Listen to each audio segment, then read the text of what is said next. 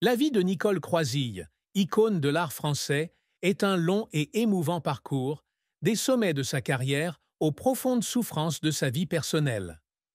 Née le 9 octobre 1936 à Neuilly-sur-Seine, Nicole Croisille est devenue une chanteuse, actrice et danseuse talentueuse, marquant à jamais la musique, le cinéma et le théâtre. Avec sa voix chaude et puissante et son interprétation passionnée, elle est appréciée pour des chansons telles que Une femme avec toi, Parlez-moi de lui et surtout Dabadabada, tiré du film culte Un homme et une femme. Malgré ses nombreux succès, sa vie a également été semée d'embûches, de la maladie aux échecs professionnels en passant par les difficultés amoureuses. Nicole Croisille est décédée le 4 juin 2025, laissant derrière elle un héritage précieux, mais aussi une histoire triste qui a bouleversé sa famille, ses amis et ses fans. Son parcours témoigne de sa persévérance, de son talent et de son amour de l'art, mais aussi de secrets, de tristesse et de sacrifices silencieux. La plus grande tristesse de la vie de Nicole Croisille fut probablement sa lutte contre le cancer et ses graves conséquences qui l'obligèrent à abandonner la scène où elle avait consacré sa vie. En 2023, selon des sources de France Dimanche, Nicole Croisille reçut un diagnostic de cancer, une maladie qui éroda silencieusement sa santé.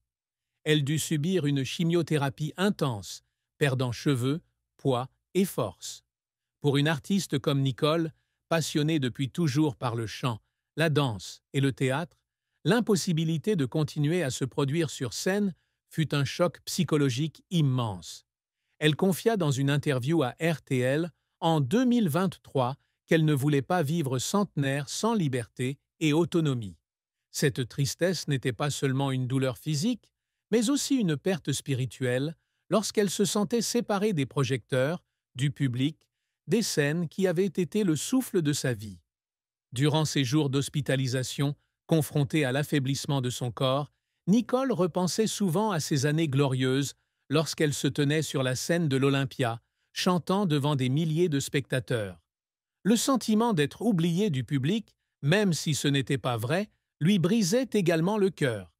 Elle pleurait en silence dans sa chambre d'hôpital, se demandant si son héritage serait encore reconnu.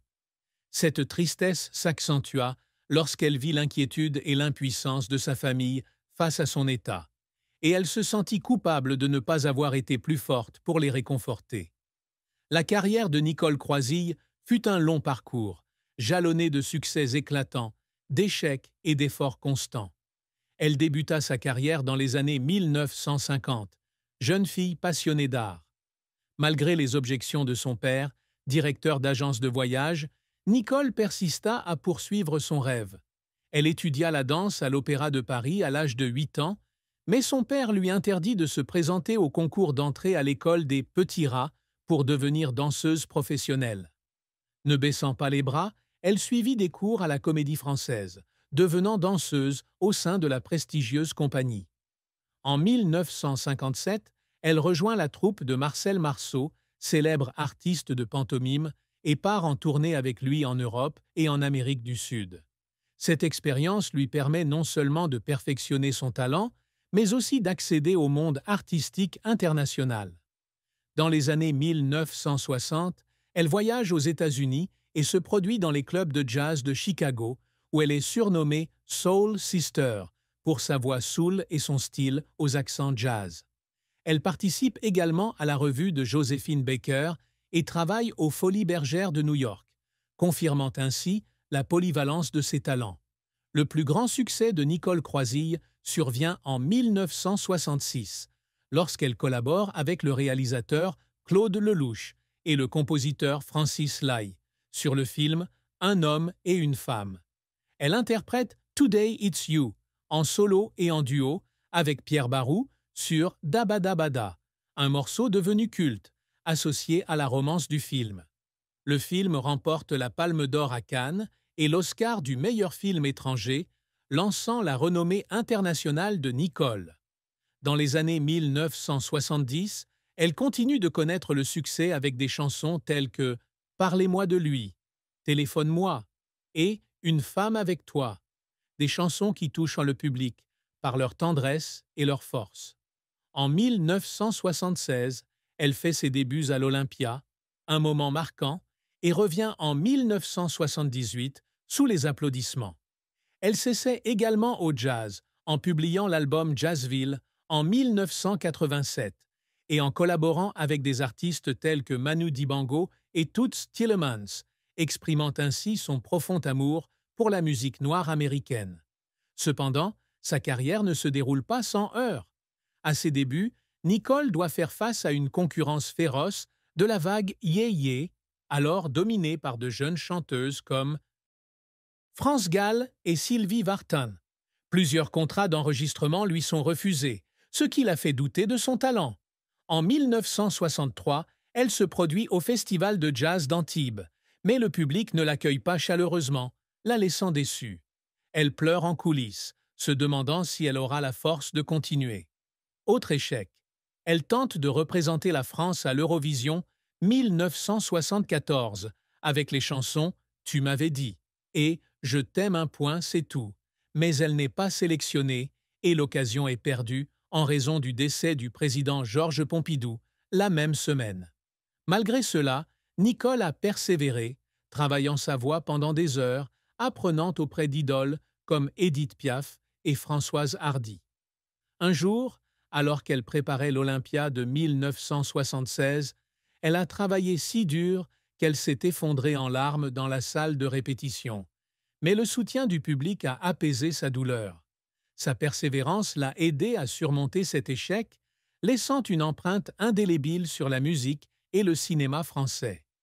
La fin de vie de Nicole Croisille fut triste. Son retrait progressif des projecteurs après une crise sanitaire en 2023. Le diagnostic d'un cancer l'a contraint à annuler de nombreux projets, notamment des spectacles et des projets théâtraux qui lui étaient chers.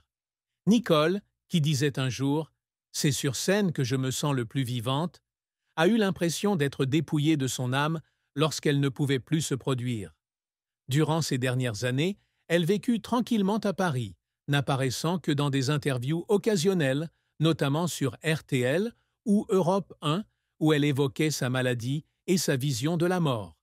Elle prônait le suicide assisté, affirmant ne pas vouloir vivre si elle avait perdu son autonomie.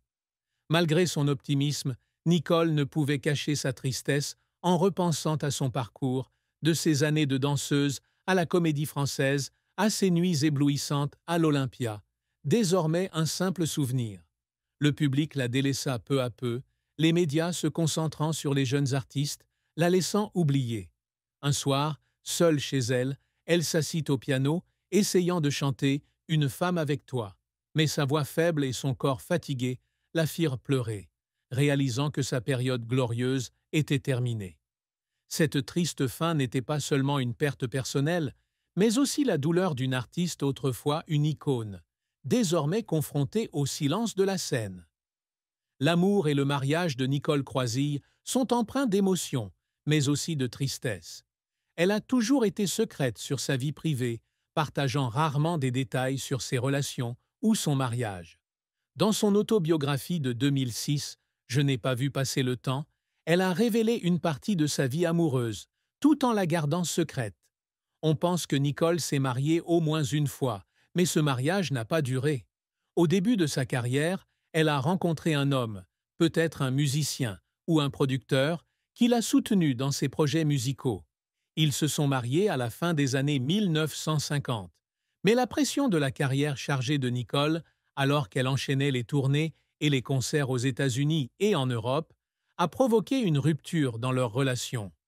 La séparation a été une grande tristesse, car Nicole se sentait coupable de ne pas parvenir à concilier son amour et sa passion pour l'art. Un jour, elle a pleuré seule dans une chambre d'hôtel après un spectacle, pensant au sacrifice que l'amour exige. Après son premier mariage, Nicole a eu plusieurs autres relations, dont aucune n'a été rendue publique. Elle a admis que la célébrité et un emploi du temps chargé rendaient difficile le maintien d'une relation durable. Un autre chagrin survint lorsqu'elle tomba amoureuse d'un homme dans les années 1970, au sommet de sa carrière.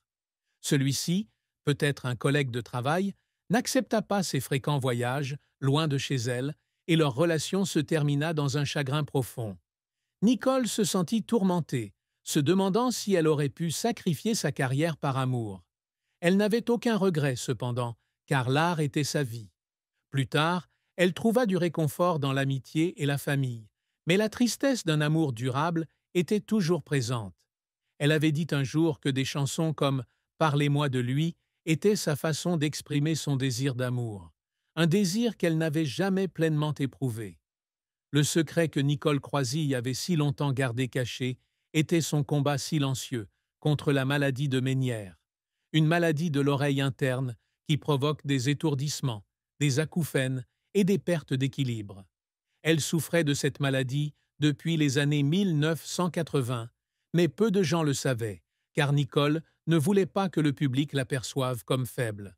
La maladie de Ménière lui rendait la vie difficile, des crises soudaines de vertige la forçant à tenir le micro ou à s'arrêter en plein concert. Elle consulta secrètement un médecin, prit des